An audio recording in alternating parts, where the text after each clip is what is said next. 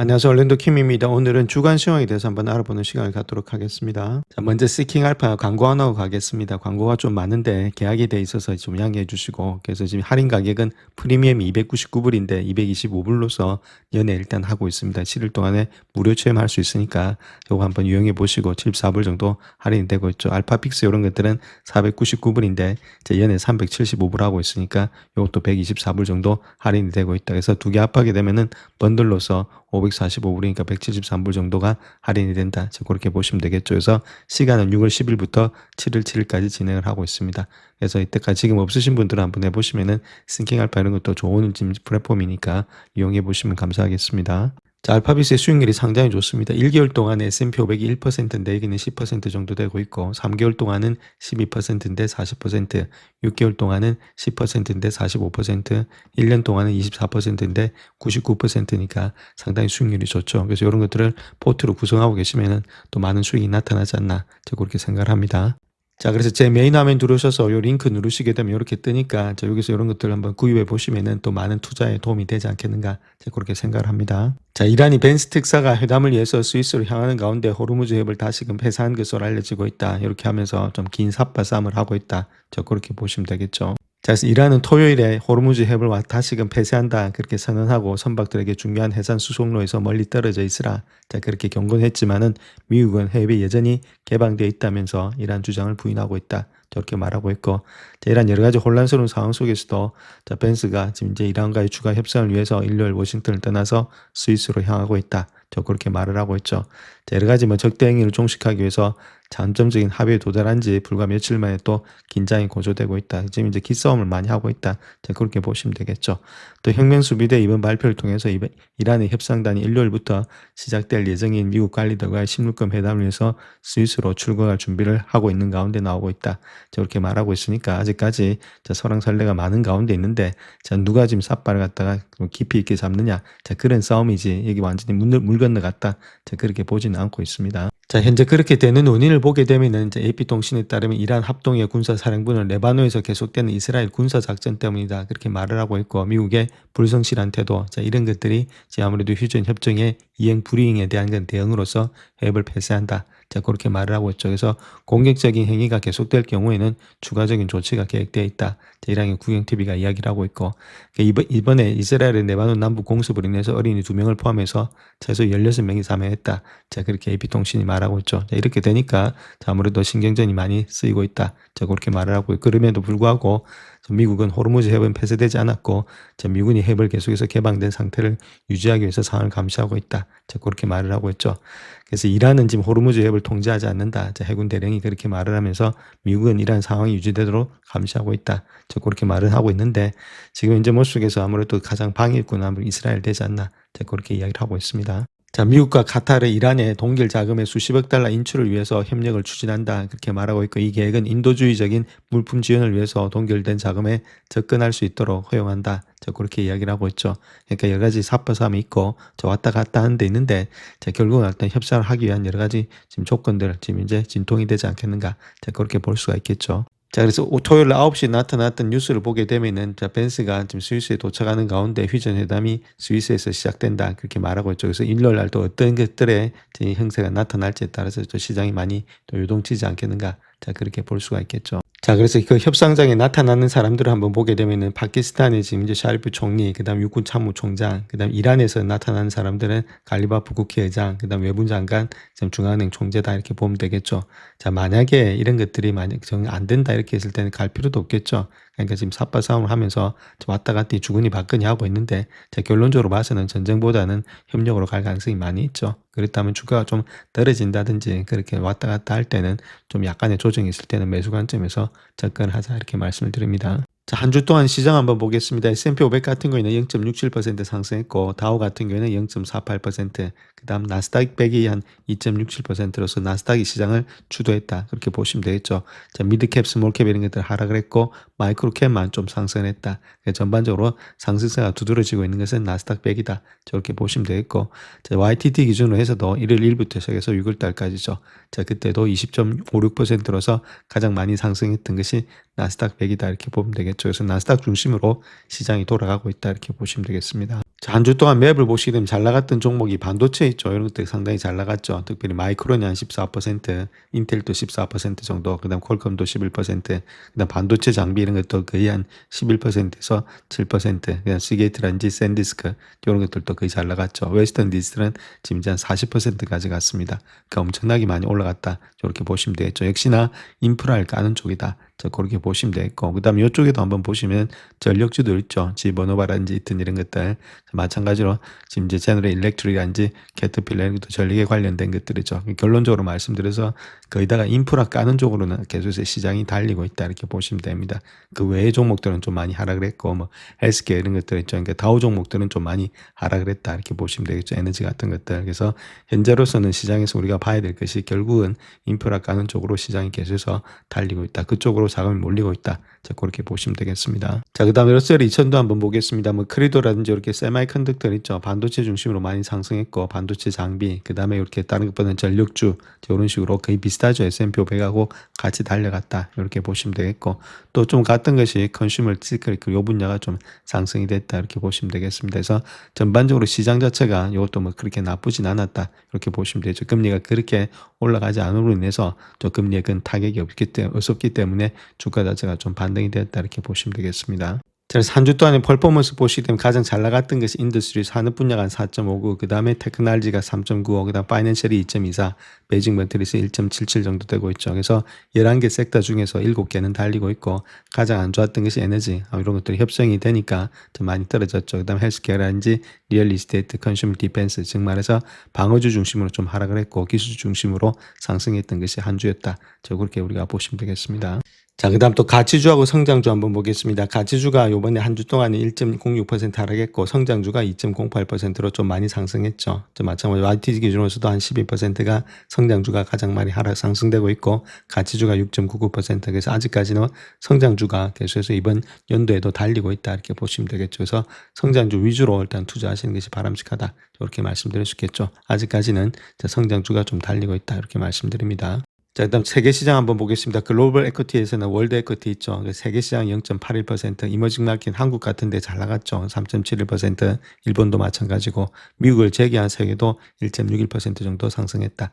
전반적으로 거기다가 상승하고 있는데 지금 장을 이끌고 있는 것은 이머징 마켓 그 중에서도 한국이 되지 않나. 자, 그렇게 이야기를 하고 있죠. 자, 그렇다면 어떤 국가의 주가들이 잘 나갔는지 한번 보시면 미국이 지금 현재 한 주 동안에는 0.99% 상승했고, 재팬이 3.83% 상승했다. 그래서 일본이 더 잘 나가고 있고, 그 다음 미국이다. 이렇게 보시면 되겠죠. 다른 시장은 거의다가 하락을 했다. 그렇게 보시면 되겠죠.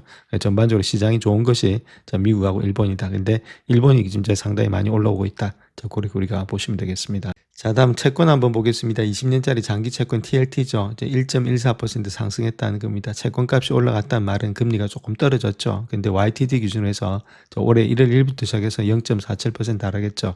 그러니까 먹는 게 없다는 겁니다. 채권 해가지고는 장기채 해가지고는 먹을 게 없다. 그렇게 보시면 되겠고, 골드 값은 0.15% 상승했고, 실버는 2.9%, 플래티늄은 1.09% 정도 하락이 됐다. 이렇게 보시면 되겠죠. 자, 아무래도 골드도 지금 이제 많이 올라가지 못하는 가운데 있다. 이렇게 보시면 되겠고, 약간 올라갔는데 이번에 금리가 약간 떨어지니까 그로 인해서 지금 이제 골드 값이 좀 올라갔다.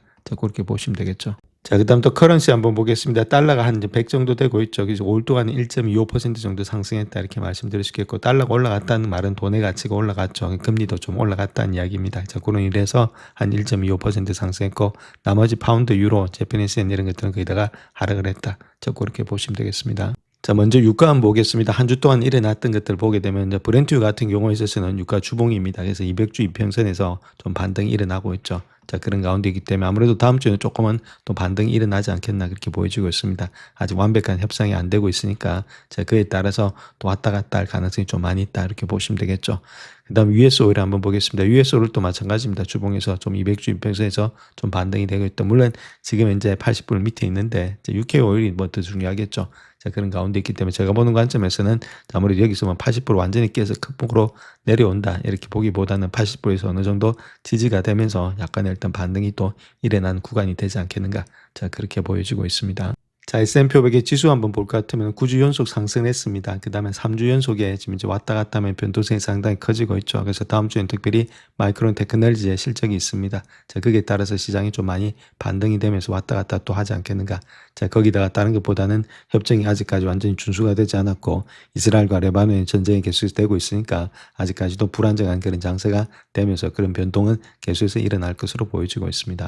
자, 그래서 마이크론의 실적을 한번 볼 것 같으면 실적이 지금 이제 9월 달 있죠. 2015년도에 그때도 실적이 상당히 좋았는데 자, 그때 음봉이 나왔다는 거죠. 이때 실적 발표할 때 여기도 마찬가지고 음봉이 나왔다는 거죠. 실적일 때 이때도 마찬가지로 음봉이 나왔다는 겁니다. 실적이 좋았음에도 불구하고 자, 그런 가운데 있기 때문에 자, 아무래도 기대치로 많이 올라왔다는 겁니다. 기대치로 상당히 많이 올라왔기 때문에 실적이 좋을 때는 그 기대치가 어느 정도 또 반등이 되면서 약간 일단은 차익 매물이 나오고 그 다음 다시금 주가는 또 계속해서 올라가고 있죠. 실적이 좋으니까 주가는 계속해서 올라가고 있는데 당일이라든지 그때는 조금은 밀릴 가능성도 있다. 자, 그렇게 우리가 보시면 되겠습니다. 자, 그 다음 또 우리가 일단 비교해 봐야 될 것이 있는데, 요거는 일단 나스닥 지수다 이렇게 보시면 되겠고, 요거는 일단 삭스 있죠. 반도체 지수다 이렇게 말씀을 드릴 수 있는데, 똑같이 지금 현재 2026년도 3월 30일자 기준으로 해가지고, 자, 그때 모습 속에서 얼마만큼 올라왔는지, 그때 한번 그걸 한번 보겠습니다. 그래서 이거 같은 경우에 있어서 나스닥 같은 경우는 저점 대비해서 올라갔던 폴 본다면은 한 28% 정도 상승했고, 자, 반면에 지금 삭스 같은 경우는 좀 많이 올라간 모양이 있죠. 그래서 요때부터 시작해서 올라갔던 폴 보게 되면 여기까지죠. 제가 그러니까 100%, 107%나 늘어났다는 겁니다. 그래서 시장의 주도주가 현재 삭스에 있다 이렇게 보시면 되겠죠. 그래서 반도체가 중심이 되고 있는 것이 현재 모습이다. 28%하고 지금 이제 107%니까 거의 한 4배 정도가 차이가 나고 있다 이렇게 보시면 되겠죠. 자, 그만큼 반도체의 쏠림이 심한데 자, 아무래도 아직까지도 반도체가 꺾이지 않았기 때문에 주가는 계속해서 달릴 수 있다. 자, 그렇게 볼 수가 있겠죠. 근데 이렇게 주봉마다 한 주 동안 또 이렇게 왔다 갔다 하는 모습이 있으니까 자, 그럴 때 매도될 때 정말 좀 조정이 올 때는 좀 우리가 좀 담아갈 때가 되지 않겠는가. 자, 그렇게 보여지고 있습니다. 자, 다우도 주봉에서 한번 볼 것 같으면 지금 영망치가 좀 나왔고 주봉에서 그다음에 여기도 상당히 올라가 있죠. 스토캐스틱도 상당히 지금 80 근처에 왔고 영망치가 나와 있다. 그러니까 조금은 이제 하락될 가능성도 없지 않다 이렇게 보시면 되겠죠. 아직까지 지수가 그렇게 좋은 모양 아닙니다. 많이 올라왔기 때문에 좀 과매수된 있는 상태 있죠. 자, 러셀도 마찬가지고 좀 많이 올라와가지고 이런 것들이 80에 있으니까 이격도 많이 벌어져 있는 상태 있죠. 자, 그런 가운데 있다면 이런 것들을 적극적으로 매수하기는 좀 힘들지 않겠는가. 약간의 내려온다면 매수 관점인데 아직까지 이런 것들을 방해서 제 적자 기회라든지 그런 것들을 적극적으로 매수하기는 아직까지 그런 타이밍은 아닌다. 이렇게 말씀드립니다. 자, 이번에 금리 한번 보겠습니다. 금리하고 민감한 사람 케빈 오시다 이렇게 보시면 되는데 케빈 오시가 이번에 점도표를 안 찍었죠. 그럼에도 불구하고 지금 현재 4.45 정도 되고 있다. 4.5로 갔다 안 넘고 있죠. 자, 그만큼 금리가 어느 정도는 진정되고 있다 이렇게 보시면 되겠고 자, 4.5라든지 5를 넘어서게 되면 그때부터는 좀 위험한데 그렇지 않으면 아직까지 금리 때문에 주가가 내려간다 이렇게 보기는 힘듭니다. 그 다음 30년물 금리도 마찬가지죠. 한 5% 밑에 있으니까 크게 문제는 없다. 이렇게 말씀을 드릴 수 있겠고 자, 재패니스 yen 있죠. 많이 올라왔죠. 이번에 아무래도 금리가 올라갔던 이유는 얘들 입장에서 본다면 다른 게 아니고 지금 인플레이션이 상당히 높습니다. 자, 그러니까 금리가 올라가고 있죠. 그럼 얘가 금리가 올라가고 있고 얘가 금리가 내려가고 있으면 엔캐리가 나오는 거 아니냐. 자, 그렇게도 볼 수 있는데 아직까지 2.66 정도 되고 있고 얘가 4.5니까 자, 크게 일단 차이는 없다 이렇게 보시면 되겠고 아직 2% 정도의 1.8% 정도 차이가 있으니까 바로 엔캐리 들어오기는 힘들다 이렇게 말씀드릴 수 있겠죠.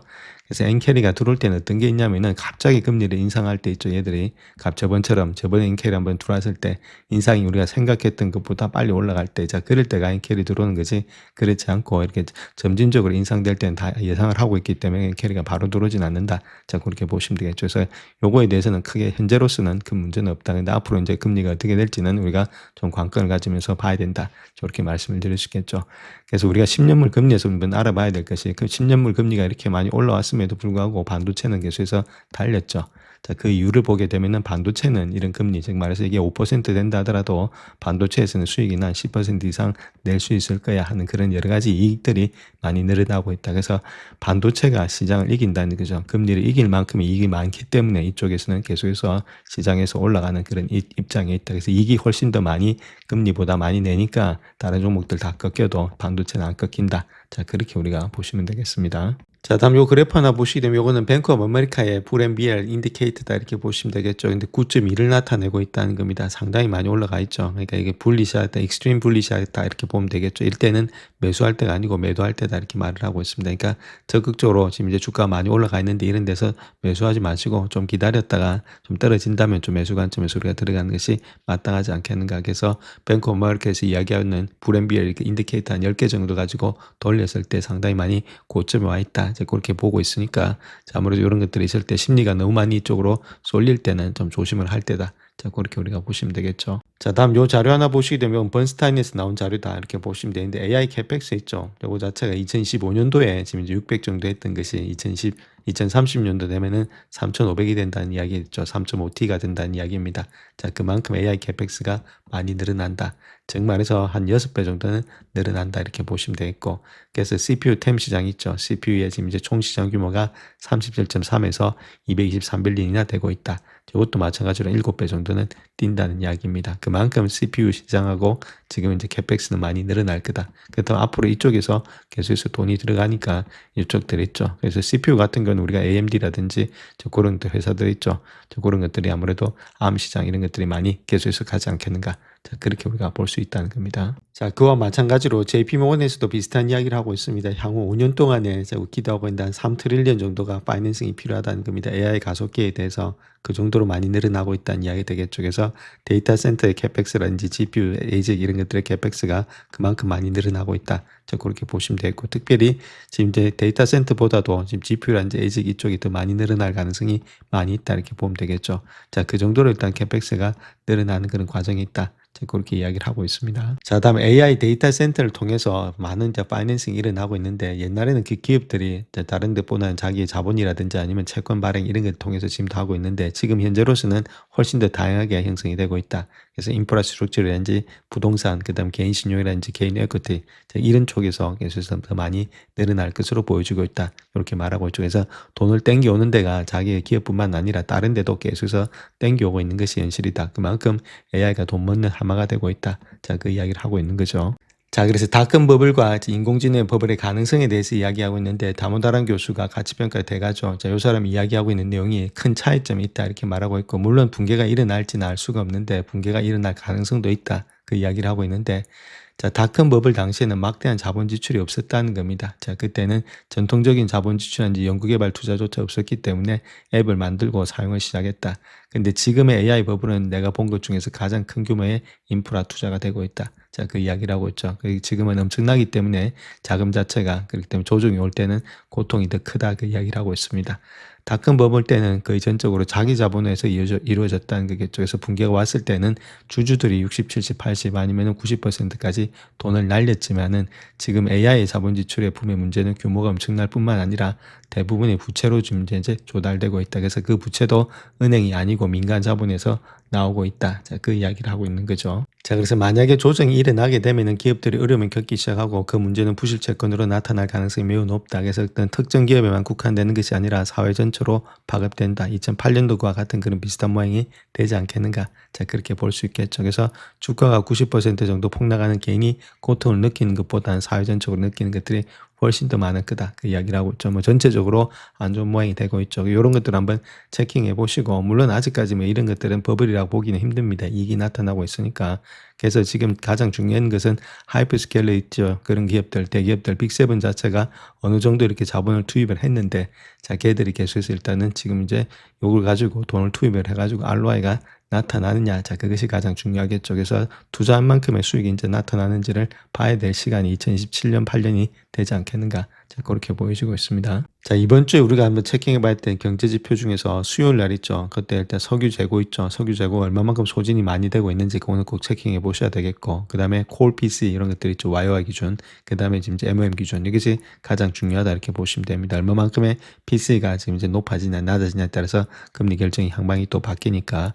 자, 그 다음 GDP는 어느 정도 되고 있느냐. 자, 그 정도가 중요하겠죠. 뭐 나머지는 뭐 조금 있는데, 자, 그럼에도 불구하고 요 세 가지 정도가 중요하다. 그래서 이번에는 PC가 일단 가장 크게 중요하겠고, 그 다음 원유 재고란지 GDP 이런 것들을 체킹하자 이렇게 말씀드립니다.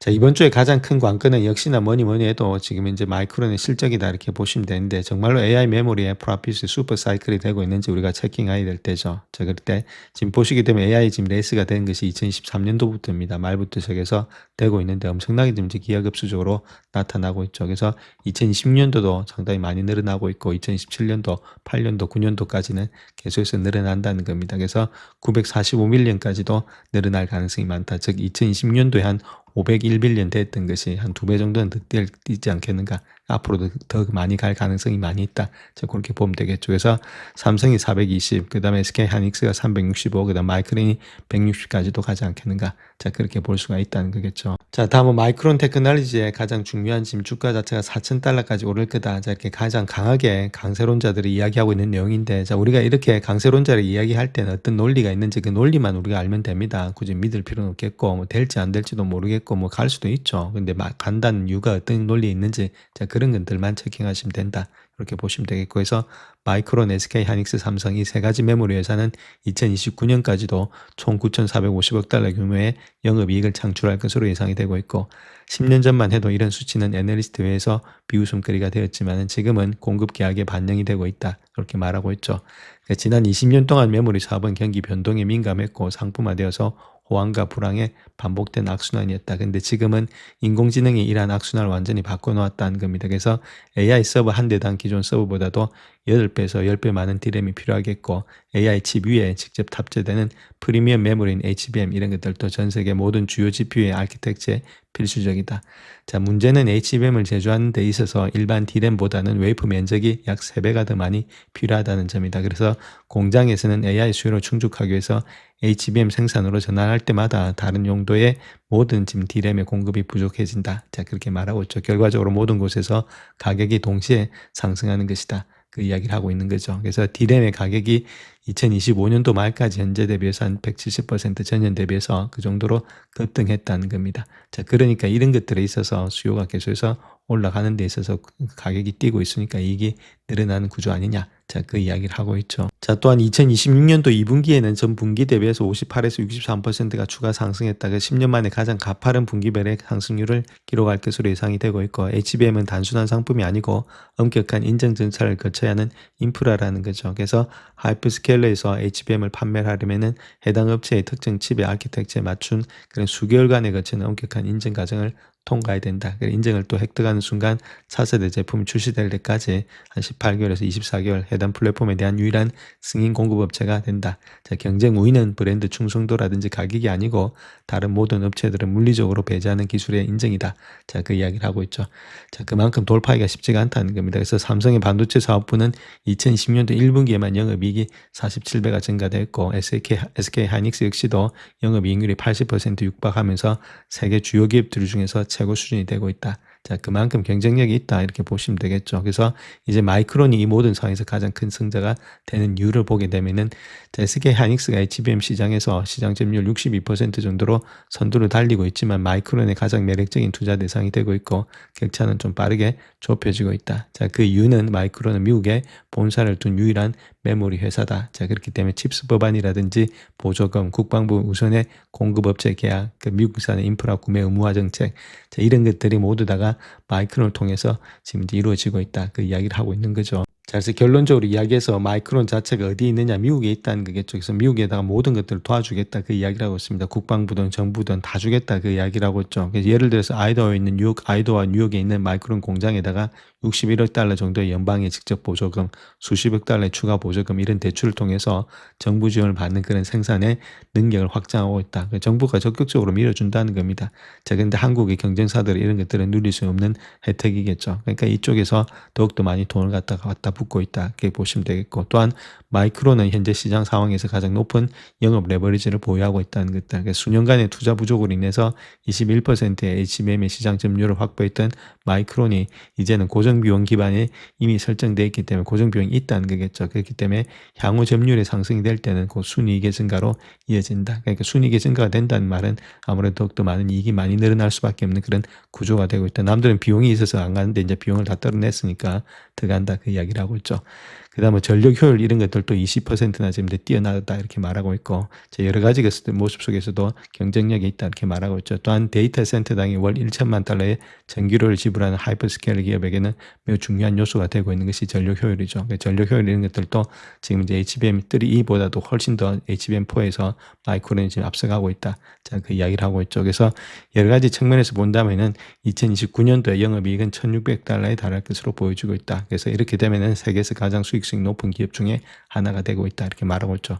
자, 물론 4,000달러까지는 안 간다 하더라도 아직까지는 갈 가능성이 많이 있고, 중요한 거는 아무래도 정부에서 많이 밀어주고 있기 때문에 한국의 SK라든지 또 삼성전자보다도 더 갈 수 있는 그런 유리한 위치에 있다. 자, 그런 것들을 한번 체킹해 보자 이렇게 말씀을 드립니다. 자, 다음 또 요 그림 하나 보시면 AI 관련된 산업의 어닝 그로스하고 더불어서 지금 이제 산업별의 지금 이제 P 레이쇼가 어떻게 되고 있는지 그것도 한번 보겠습니다. 하이퍼스케일러는 23배수 정도 되고 있고, 자, 세마이컨덕터는 아직까지 22배수, 하드웨어가 28배수, 파워가 21배수, 그다음 소프트웨어가 23배수입니다. 그러니까 아직까지도 세마이컨덕터, 즉 말해서 반도체가 그렇게 높다고 보긴 힘들겠죠. 다른 게 비해서. 자, 파워보다 약간 높은 가운데 있기 때문에 배수가 그렇게 높진 않다. 자, 그렇게 보고 있고, 자, 그와 더불어서 지금 어닝 그로스를 보게 되면은 2010년도에 지금 이제 92%나 많이 늘어나고 있죠. 그러니까 이익은 늘어나는데 배수가 그렇게 안 높으니까 아직도 달릴 가능성이 많이 있다. 자, 그렇게 보시면 되겠죠.